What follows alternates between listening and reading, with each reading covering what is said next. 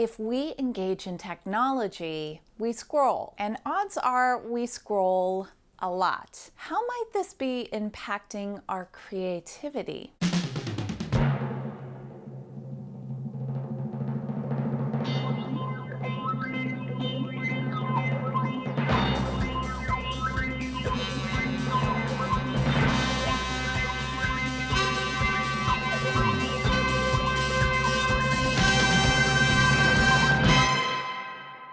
The act of scrolling. If we use technology, we're doing it, and we may not be fully conscious of how it's impacting our creativity. My name is Jenny Velarde. I'm a psychotherapist, and just as importantly, I'm an artist. Scrolling, the action of moving displayed graphics up and down or across a screen. More specifically, the act of ingesting a large amount of stimuli all at once digitally. When we think about it, we may be scrolling a lot, and there's a pretty good chance that it's happening daily through our social media intake. Instagram, Facebook, Snapchat, platforms designed for scrolling. Maybe we're scanning for content, so news, entertainment, Twitter, YouTube, Pinterest, news feeds, online gaming, shopping, dating. All this requires that we scroll. It's an act that may seem a little bit like a mindless activity, but in actuality, it's consuming our brains in a way that we might not be fully aware of, and it's robbing from our creativity.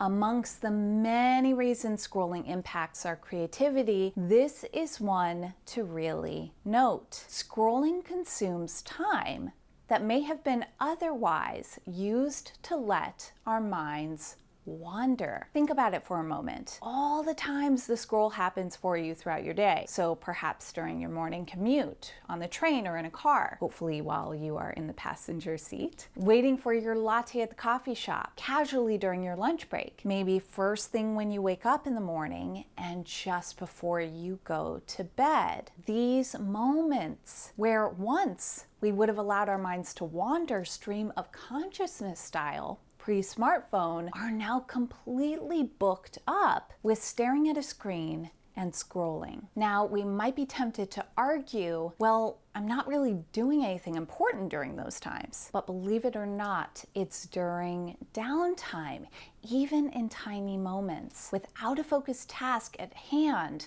that our brain is very much at work, tapping into a neural circuit called the default mode network, the DMN. When activating the DMN, our brains are busily synthesizing information. They're scanning our memories. They're revealing ideas. In letting your brain simply wander, you are letting it put together the pieces, so to speak. Reality is, this act can lead to some of our greatest creative revelations. 2 recent functional MRI-based studies revealed that individuals with strong DMNs demonstrated a greater capacity for creative thinking and performing. And just for fun, though less scientific, consider this. By chance, are you one of those people that tends to get great ideas in the shower? Well, think about it. Odds are this isn't a coincidence, as the shower is a place where the brain isn't being inundated by stimuli, and your mind gets a chance to wander, to engage the default mode network, the DMN.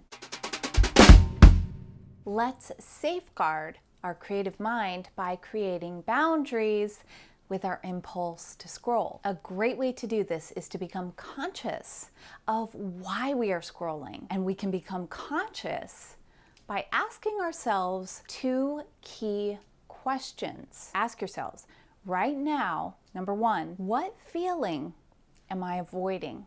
And number 2, what feeling am I hoping for? So first, question number 1, what feeling am I avoiding? Am I aiming to steer away from feeling something. Here are a couple feeling states that maybe we're trying to dodge. Perhaps it's boredom. I've got time to kill while I'm waiting for my kids to get out of school, or there's a lull at work, or I'm in an elevator. And yes, we may be so conditioned to scrolling that a 30-second elevator ride feels boring to us. Maybe it's awkwardness. I'm waiting for my friend to meet me for dinner. I'm sitting alone, and subconsciously, I want to avoid that awkward, uncomfortable feeling, so I pull out the phone. Maybe frustration. I've had a tough morning at work and I'm looking for an escape on my break. A loved one is getting on my nerves. Maybe it's feeling overwhelm. My to-do list is overflowing, or maybe I'm on a deadline for a project or a paper I'm writing. Make sure to also consider checking out the procrastination system, as overwhelm is a huge component of what goes into procrastination chronically. So what feeling am I looking to avoid while I'm scrolling? Aim to define it for yourself. Is there a feeling state